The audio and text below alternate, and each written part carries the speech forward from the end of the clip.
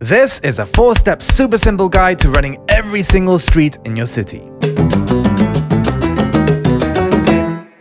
Step 1 is to figure out why you're doing this. Is it for fun? Is it for a challenge? Is it because you saw someone else do it? Was it a dare, or are you just curious? Doing a bit of introspection will allow you to find your motivation first, because it can be a bit of a daunting challenge depending on the size of your city. In other words, realize why you are doing this in order to commit to it for a stretch of time that might not be so insignificant. I've seen quite a few people that have unfinished cities on ESS websites, and it makes me wonder how many of them bit off more than they could chew. Once you know that you're ready for this, let's move on to step 2. Plan ahead. Don't plan everything, just plan the next week or two. Make routes, figure out which days you're going to be running on, figure out for how long. Remember to avoid overdoing it as well. If you work full-time, you might want to run in the morning or during your lunch break.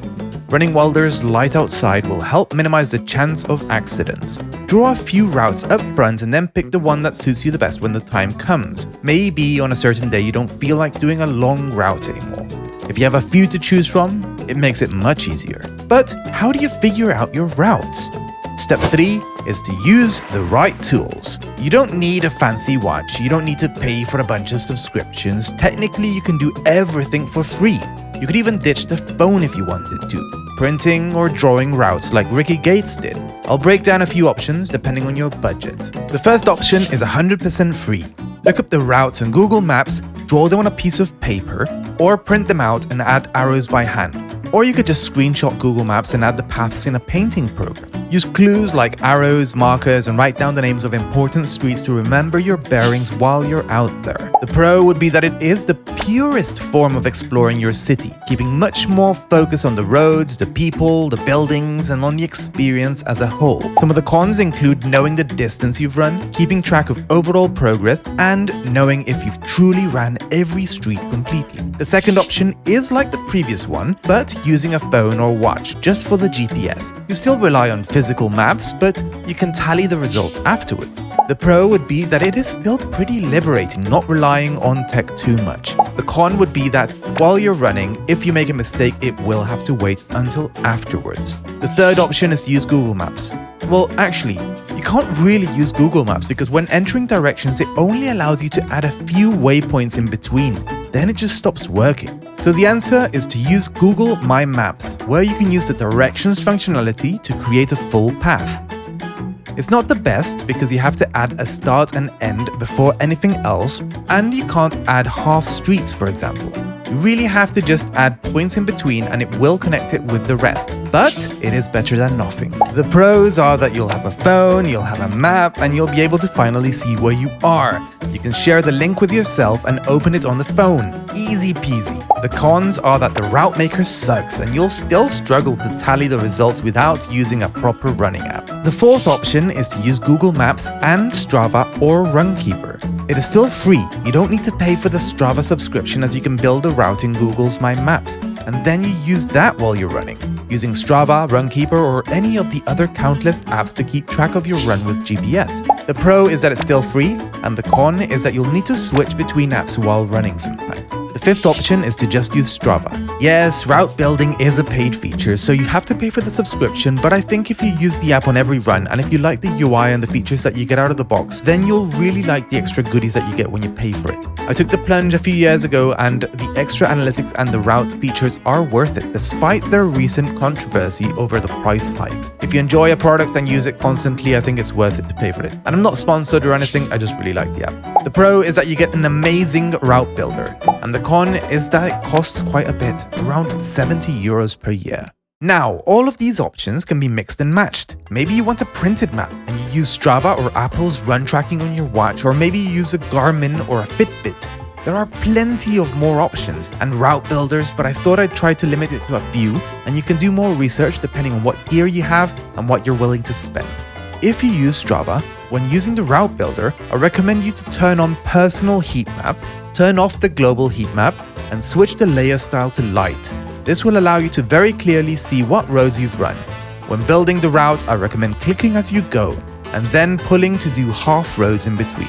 When running, this tells me that I have to go to the end of the road and back. instead of making a turn at the end. Little things like this really help you when you're out on the roads. Finally, you can use the City Strides website.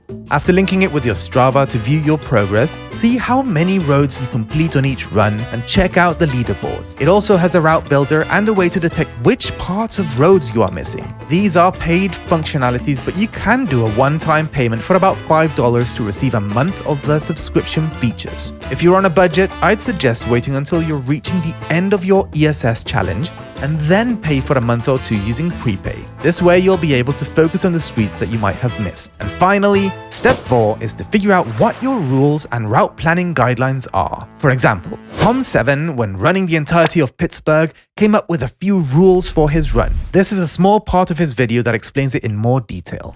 Pack Tom is a single-player game whose purpose is to run the length of every street in Pittsburgh. Now, I endeavored to do this in expert mode, which adds an additional constraint. Every run must start or end at home. If there's a big hill, and right here is quite an impressive hill called Rialto Street, you gotta run up the hill. You can't run down the hill and then say, well, it's done, so then you can walk up it. Let's briefly discuss what it means to run the length of a street. I don't just mean run on the street, I mean run the whole thing. Sometimes this is completely obvious, like if there's a cul-de-sac, you go around the dot. Lots of streets end in a dead end, and often people consider this end like their property. They park there, they have cookouts there. I really try to get within a car's length of the end, but I don't need to go up and touch their house. That's a little too provocative. For a divided highway, I just run on one of the sides, and I exclude the width of intersections themselves. And the reason for this is that if I do turns, as illustrated here, I haven't really run the intersection, but it's extremely hard to keep track of that, and it's sort of beyond the resolution of my GPS anyway. Now, does it have to be from the exact same starting place though? I'd argue if you're running in a large city or if you're located on the outskirts and it would take half an hour to an hour to get to the starting spot, then it's practically impossible unless you're on a really extended holiday or you're willing to spend years of your time pursuing this challenge basically. All in all, at the end of the day, I think you should make your own rules. The most important thing is to remember that route building is an exercise in the Chinese postman problem, which basically attempts to optimize the shortest walk of a graph, trying to traverse each edge at least once. In practice though, I find myself going up and down the same street far too often. Ultimately, you're partially at the mercy of how the city was planned, and cul-de-sacs definitely don't help.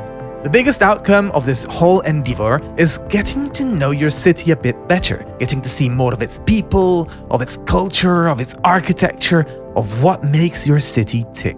Anyway, those are my 4 tips on how to get started with ESS runs. Let me know in the comments what city you'll be running in, and hit that subscribe button to keep up to date with running tips and videos. I hope you have an absolutely fantastic rest of your day, and I'll catch you in the next one.